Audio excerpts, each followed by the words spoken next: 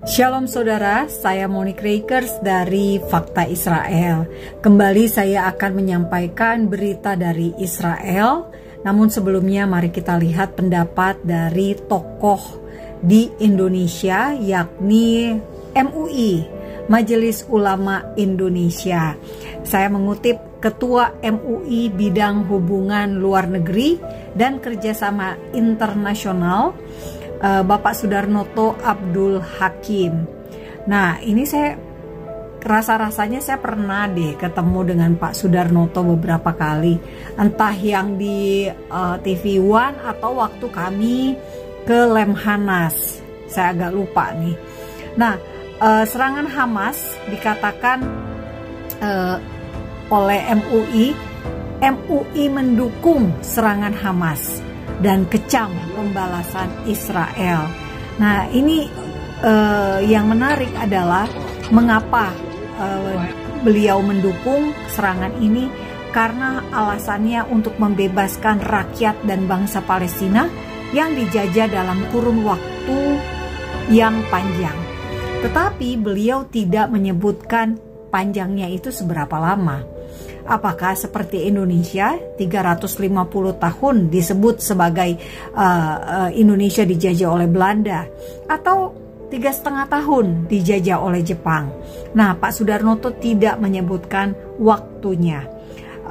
Mungkin ada baiknya gitu ya kalau kita menyebutkan Israel menjajah Palestina. Nah, tentu saja harus ada spesifiknya, sejak kapan dan sampai kapan gitu ya, jadi jelas. Nah, ini untuk edukasi bangsa kita juga ya. Nah, setelah itu ada juga Fadlison minta semua pihak objektif. Hamas bukan teroris. Nah, ini lebih gawat lagi nih sebetulnya, karena pernyataan yang saya kutip dari fifa.co.id ini yang menyatakan Hamas bukan teroris ini tentu saja seakan-akan membenarkan apa yang terjadi pada tanggal 7 Oktober 2023 di Israel. Korbannya tuh nggak main-main loh Bapak Ibu. Ada 700-an lebih orang, warga sipil kebanyakan, tewas dengan cara yang mengenaskan, dengan cara yang biadab, diperlakukan dengan cara yang tidak manusiawi. Bahkan korbannya itu ada anak-anak. Nah, Bapak Ibu bisa bayangkan, ini dikatakan bukan teroris. Pak Fadlison yang terhormat, Bapak sebagai Ketua Badan Kerjasama Antar Parlemen DPR Indonesia, tentu saja Pak, kalau saran saya sih, tentu kita punya definisi ya tentang terorisme itu seperti apa. Nah, kalau yang terjadi pada Israel tanggal 7 Oktober yang lalu, kita bisa memasukkan dalam definisi kita, kalau ada peristiwa terorisme di Indonesia, apakah kira-kira definisinya berbeda dengan yang terjadi di Israel? Saya yakin pasti definisinya sama. Nah, yang lain adalah mantan wakil presiden kita, Bapak Yusuf Kalla. Ada video JK puji Hamas, serangan ke Israel katanya luar biasa demi kemerdekaan dan kebebasan Palestina.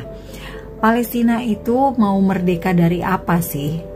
Palestina mau merdeka dari terorisme. Ya, betul, saya setuju. Tapi kalau dibilang Palestina mau merdeka dari Israel, kembali lagi tuh kayak pernyataannya MUI.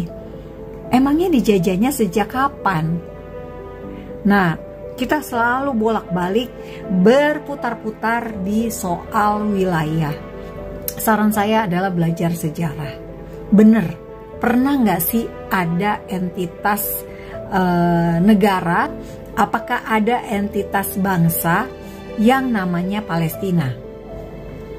Jadi kalau dahulu ada sebuah bangsa bernama Palestina, tentu kita akan sangat mudah merujuk kepada sejarah bangsa tersebut. Kita bisa tahu dia kapan berdiri, kita bisa tahu bahasanya apa, manuskripnya apa, tradisi mereka seperti bagaimana, dan yang jelas kita juga bisa tahu nama-nama pemimpin mereka. Tapi sejauh ini saya belum pernah menemukan satu jejak sejarah pun dari Palestina, Arab Palestina ya lebih jelasnya.